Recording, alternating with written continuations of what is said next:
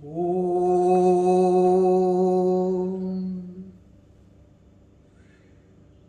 आज हम छठे अध्याय का तीसरा भाग लेने के लिए जा रहे हैं। इस अध्याय में प्रारंभ से ही आत्म संयम योग अर्थात मन को नियंत्रण करना, मन को नियंत्रित करके ध्यान में बैठना ताकि और मन नियंत्रित हो और उसके बाद भी नियंत्रित ही रखने का प्रयास करना, ये सारा इसमें बताया गया है। अगर मन नियंत्रित है तो हमारा कल्याण होना निश्चित है। ये सारा बताने के बाद भी अब अर्जुन भगवान से ये कहता है कि हे भगवान, जो मन को नियंत्रण करना तो बहुत ही मुश्किल है। इसको जो है एक जगह पे नहीं हम रख सकते। ये जो है प्रमादी है, चंचल है, बलवत है, दृढ़ है। इसकी ऐसी क्वालिटी बता दी उसने, क्वालिटी तो नहीं, ये जो इसके ऐसे लक्षण बता दिए कि ऐसे लक्षणों के होते हुए इसको जो है कंट्रोल में करना संभव ही नहीं है। भगवान ने ये कहा था कि जहाँ जहाँ मन जाए वहाँ वहाँ से वापस लेके आ जाओ, मन को संयमित रखो। तो अर्जुन कह रहे हैं कि ये मन तो चंचल है, एक जगह रुकना ही नहीं। मन प्रमाथी है। प्रमाथी का मतलब ये है कि ये इंद्रियों को और एक्साइट कर देने वाला है। इंद्रियों को, शरीर को, अगर थोड़ा सा क्रोध आया मन में तो शरीर को सारा विचलित कर देता है। कोई लालच आया तो सारी बुद्धि को विचलित कर देता है। तो ये बलवत दृढ़ जो इसके मन में बात आ जाती है वो अपने फोर्सफुली मना लेता है। ये जैसे बुद्धि को भी कई बार ये घेर के ले जाता है। जैसे नदी में अगर नाव चल रही है तो अगर चप्पू थोड़े से वीक है तो हवा भी उसको ले जाती है, ऐसे ही ये बुद्धि को भी बन लेके चले जाता है। दृढ़म है, जो बात इसने सोच ली वही करता है। तो ऐसा होने पे ये तो मैं इसमें नहीं देखता कि भगवान इसको हम संयमित कर सकते हैं। भगवान इसके उपलक्ष्य में फिर उसको जवाब देते हैं कि हे अर्जुन, मन मैं तुम्हारी बात मानता हूँ कि मन ये सारा प्रमादी है, चंचल है, बलवत है, दृढ़ है, परंतु फिर भी इसको अभ्यास से, वैराग्य से इसको हम कंट्रोल में ला सकते हैं। अर्जुन के इस प्रश्न पूछने से सारा जो अध्याय है ये मन के नियमन करने पर ही डिपेंडेंट है। परंतु इस प्रश्न से अगर ये मन संयमित नहीं हो सकता तो सारा का सारा जिसके ऊपर ये आधार इस अध्याय का था वो आधार ही खत्म हो जाता है। मन को, हाँ, भगवान की भी ये है कि अगर कोई प्रश्न पूछता है गुरु और शिष्य के बीच में, या वो दोनों सखा भी थे पर इस टाइम गुरु और शिष्य के तरह उनका वार्तालाप चल रहा है, तो भगवान गुरु होने के नाते भी उसको डिस्करेज नहीं करते। अगर उसने कहा कि हाँ मन चंचल है, प्रमादी है, बलवत है, दृढ़ है, तो भी भगवान कहते हैं हाँ अर्जुन, मैं तुम्हारी बात मानता हूँ। तो कोई भी अगर हमें भी डे टू डे लाइफ में भी अगर कोई कहे तो उसका अगर पॉइंट में थोड़ी सी भी 1% भी सच्चाई हो तो पहले हमको उनको कह के कि हाँ भाई तुम ठीक कह रहे हो। परंतु ऐसे ही भगवान ने यहाँ भी कहा। सारी गीता का संवाद इसी तरीके से चलता रहा कि जो अर्जुन के मन में प्रश्न आया है, अर्जुन ने पूछा है, ऐसे ही हमको गुरु शिष्य में भी प्रश्न पूछना चाहिए। और गुरु भी इतने इंटेलिजेंट हैं, भगवान कृष्ण कई बार प्रश्न ना पूछने पे भी, जैसे कोर्ट किसी चीज़ का सो मोटा संज्ञान लेकर के अपने आप ही बताती है, अर्जुन के मन की बात करके भी उसको बात पढ़ के उसको बता देते हैं। तो यहाँ भी भगवान ने ये बताया कि पहले तो उसकी हाँ में हाँ मिलाए कि हाँ अर्जुन, परंतु फिर कहा कि अभ्यास से, वैराग्य से इसको नियमित कर सकते हैं। अभ्यास और वैराग्य क्या है? अभ्यास यही है कि हमको भगवान के आश्रित रहना, हमें भगवान का भजन करते रहना, हमें अपने इंद्रियों को संयमित रखना, हमें भगवान का चरित्र पढ़ना, सत्संग में जाना। ये जब सारे अभ्यास हमारे नियमित कर चलते रहेंगे तो हमारे में वैराग्य पैदा होगा। वैराग्य पैदा होगा तो मन को हम संयमित कर सकते हैं। मन ही एक ऐसा कोई ग्रह हमारे अगेंस्ट नहीं है। जैसे इसमें भी हमने पहले ही कहा था कि मन ही दुश्मन है, मन ही मित्र है। तो हमारा कोई भी ग्रह कोई नहीं बिगाड़ सकता। ये मन के द्वारा जो दुराग्रह करा हुआ है यही हमारा सत्यानाश करने वाला है। यही इसी अध्याय के हमने 5वें और 6ठे श्लोक में भी कहा था। तो उस जो दुराग्रह को दूर करने के लिए हमको अभ्यास, और अभ्यास के साथ ही वैराग्य भी आएगा।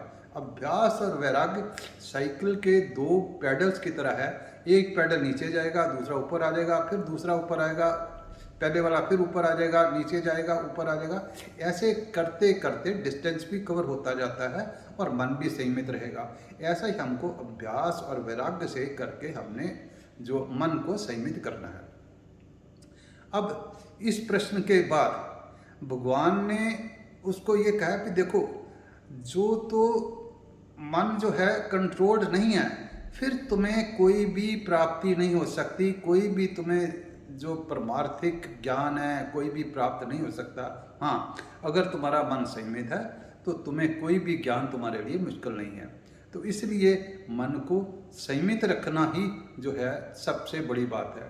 मन को एकाग्र करना ठीक है, पर एकाग्र करने से भी ज़्यादा मन को वश में रखना जरूरी है।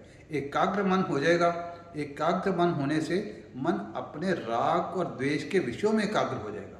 अगर राग और द्वेष के विषयों में एकाग्र हो जाएगा तो उसको संसारिक उपलब्धि, कोई छोटी मोटी सिद्धि तो शायद मिल जाए, पर उसका जो आध्यात्मिक बेनिफिट है वो नहीं होगा।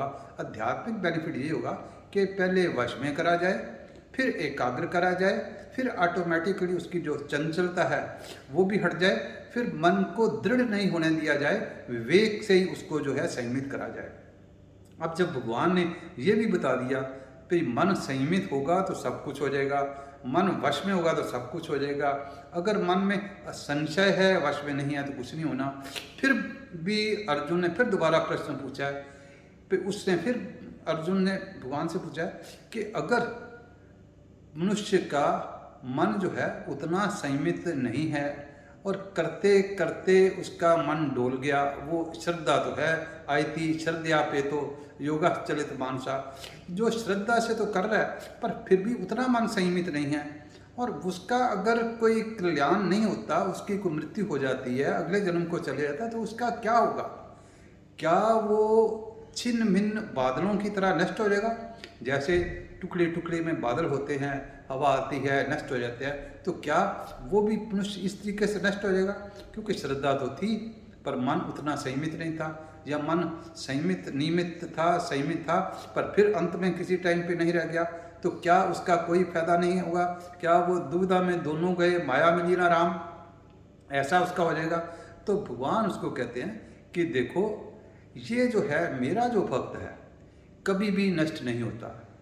इस बात से हमको ये शिक्षा भी लेनी है कि हमको अंत तक जैसा भी हो प्रयास करते रहना है, और प्रयास के अंदर हमारे अगर गड़बड़ भी हो गई तो फिर दोबारा हमको मन को खींच करके वहाँ ले जाना है।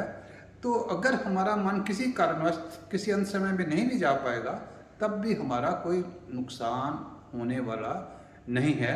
ये भगवान ने अगले श्लोक में कहा है। तो पहले तो अर्जुन ने और कहा कि ये जो मेरे मन में संशय है भगवान, ये मेरे को आप ही दूर कर सकते हो, और कोई दूर करने के मैं इसको काबिल नहीं समझता, और किसी में इतनी योग्यता नहीं समझता, इसीलिए मैं ये प्रश्न आपसे ही पूछ रहा हूँ। तो फिर भगवान उसको कहते हैं कि अर्जुन, ये जो है मेरे जो भक्त हैं, चाहे उनका श्रद्धा से करते रहें, थोड़ा बहुत मन असंयमित हो गए तो वो कभी नष्ट नहीं होते, ना इस लोक में ना परलोक में। उनको जो है, जो उसका फल करा हुआ मेहनत का, जो भगवान की भक्ति का, जो अच्छे कार्य का, जो सदा योगरत रहने का, उनका उनको फल मिलता ही है। इस जन्म में मिल गया, अगर इस जन्म में नहीं मिला तो अगले जन्म मिल जाएगा। तो उनका क्या होगा? उनकी ऐसी स्थिति के हिसाब से, जैसे अगर किसी के मन में थोड़ा बहुत राग है, थोड़ा बहुत मन में इच्छा है, तो उसको अगले जन्म में उसको स्वर्ग आदि लोकों में मिल जाएगा। वहाँ पर वो स्वर्ग आदि लोकों में जाएगा, वहाँ देखेगा, वहाँ रहेगा, तो उसको ये रहेगा कि ये स्वर्ग आदि जो भोग हैं, इनकी भी कोई सार्थकता नहीं है, इनकी भी फ्यूटिलिटी है। इनका भी कोई फायदा नहीं है। इसलिए फिर जब उसके भोगों का जो लेने वाला था रस, वो जब उसका पीरियड खत्म होगा तो दोबारा आएगा कोई योगियों के घर में, या वो जो है धनवान लोगों के घर में जिनका एप्टीट्यूड दोबारा भगवान की तरफ होगा, उनके घर में जन्म लेगा और फिर वो पिछले जन्म के प्रयास से आगे जो है चले जाएगा। ये सिर्फ ये नहीं कि इस जन्म में भी कई बार हो सकता है कि आदमी को जो दुनिया के पैसे की मोह माया की फ्यूटिलिटी दिखाई दे और फिर वो विड्रॉ कर ले। अभी रिसेंटली एक अंबानी जी के यहाँ शायद नितिन शाह नाम का एक व्यक्ति है, जो उनकी 1 साल की इनकम 75 करोड़ ऐसा बताया गया है। तो वो उसको करते हुए 75 करोड़ की इनकम को भी छोड़ करके उसने संन्यास ले लिया, क्योंकि उसने 75 करोड़ की इनकम की फ्यूटिलिटी समझ ली कि इसका कोई फायदा नहीं है। तो सारा होने के बाद भी यही जो भगवान हमको एक्सपीरियंस देने के लिए जो स्वर्ग भेज देते हैं, जिनका थोड़ा बहुत श्रद्धा होती है, प्रयास करते रहते हैं, थोड़ा बहुत मन में राग होता है, तो उनको भगवान उसको देने के लिए आगे स्वर्ग में भेज देते हैं। फिर दोबारा उसको जब फ्यूटिलिटी पता चल जाती है तो ऐसे योगियों के घर में उसका जन्म करते हैं। हाँ, जिसके मन में ऐसा राग नहीं है उसको डायरेक्ट ही योगियों के ज्ञानियों के घर में उसका जन्म होता है। भगवान कहते हैं कि ऐसा जन्म बहुत दुर्लभ है, क्योंकि वो जो हमारा जो प्रोसेस था बीच में स्वर्ग पे जाके फ्यूटिलिटी को रियलाइज करने का, वो ऐसे योगी ने पहले ही कर लिया हुआ है, उसको वैराग्य है। हाँ, थोड़ा सा उसका असंयमित मन होने के कारण उसका जो कल्याण अगर बच गया है तो उसको अगले जन्म में दोबारा भगवान ने योगियों के घर जाके मौका दिया है कि शुरू से ही जब वो अगर छोटी अवस्था में होगा तो तभी उसको अपने पेरेंट्स का, योगियों के साथ रहने का, दोबारा उसमें आगे प्रयास करके आगे बढ़ने का उसको जो है मौका मिलेगा। तो ये इस तरीके से करके जो पिछले जन्म के संस्कार हैं, ये जो भगवान कहते हैं ये जाया नहीं जाते। ये जब संस्कार मिल जाते हैं तो संसिद्धि सिद्धि तो है जो दुनियादारी की सिद्धि है, संसिद्धि जो है जो भगवान के साथ मिलने की सिद्धि है। तो जब अगले जन्म में पिछले जन्म के संस्कार के हिसाब से, स्वभाव के हिसाब से जब वो प्रयत्न करता है तो उसको संसिद्धि मिल जाती है, भगवान के साथ उसका एकाकीकरण उस जन्म में हो जाता है। अगर भगवान के साथ एकाकीकरण होने में उसका पुराने जन्म के अपने प्रयास भी सारे इस जन्म में उसको मिल जाते हैं। जैसे यहाँ से हमने अगर बद्रीनाथ जाना है, रास्ते में हम थक गए, उस रास्ते में अगर 50 किलोमीटर के बाद हमने रेस्ट कर लिया, तो दूसरे दिन हम जब चलेंगे तो 50 किलोमीटर के बाद 51 किलोमीटर की चलेंगे, आगे की तरफ चलेंगे। ऐसा ही जब हमने यहाँ पर भी अगर होगा तो जहाँ तक हम पहुँचे हैं उसके आगे अगले जन्म में उसके आगे हम प्रारंभ करेंगे। तो ये जब होता है तो भगवान ने कहते हैं अनेक जन्म संसिद्धि। अनेक जन्म संसिद्धि का अर्थ यही है कि जैसे पहले जन्म के बाद में स्वर्ग में गए, दूसरा जन्म हो गया, दूसरे जन्म के बाद फिर यहाँ पर मृत्युलोक में आए, तीसरा जन्म हो गया। तो ऐसे अनेक जन्मों का जो प्रयास करा हुआ है उसका भगवान फल दे के कहते हैं कि मेरा भक्त है, कभी भी नष्ट नहीं होता, उसका कभी विनाश नहीं होता। अब भगवान कहते हैं कि देखो, इसलिए अर्जुन तू योगी बन। योगी अर्थात भगवान की तरफ ध्यान करने वाला बन। जो योगी है तपस्वियों से भी ठीक है, तपस्वी जो मतलब के कामना के कारण तपस्या करते हैं, ये कार्य करेंगे ये मिलेगा। भोगी जो है, जो कर्म योगी है, कर्म वाले हैं, वो भी जो निष्काम करने वाले नहीं, जो दूसरे कर्म वाले उनसे। ज्ञानी भी जो ज्ञान से होगा भी मेरे को ज्ञान से मैं मटका इंचार्ज बन लूँ, कुछ बन लूँ, तो ज्ञानियों से भी उन सब से वो कहते हैं कि हे अर्जुन तुम योगी बन। और योगियों में भी फिर अगले श्लोक में कहते हैं कि योगियों में भी वो योगी मेरे को ठीक है जो भक्ति भाव से, श्रद्धा से सदा मेरे को सब कुछ अर्पण करके लगा रहता है। ये जो अब भगवान ने ये भक्ति भाव श्रद्धा का अब जो है उसके मन में बात डाली है, ये जो अगले वाले अध्याय में 7वें अध्याय से ऑनवर्ड ये भगवान उसको श्रद्धा और भक्ति में किस में श्रद्धा रखनी है, भक्ति किसकी करनी है, तो अगले हमारे जो अध्याय हैं 7 में से लेकर 12वें अध्याय तक ये प्रायः भक्ति की तरफ ही चलते रहेंगे। तो इनका हम अगले अध्याय का जो है अगली बार अध्ययन करेंगे।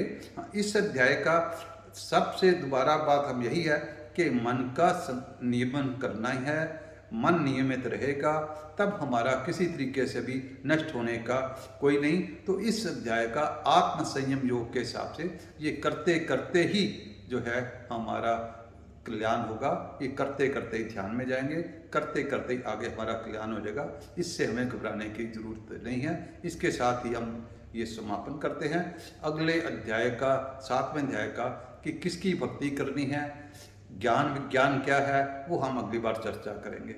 ओम सर्वे भवन्तु सुखिनः, सर्वे सन्तु निरामयाः, सर्वे भद्राणि पश्यन्तु, मा कश्चित् दुःखभाग् भवेत्।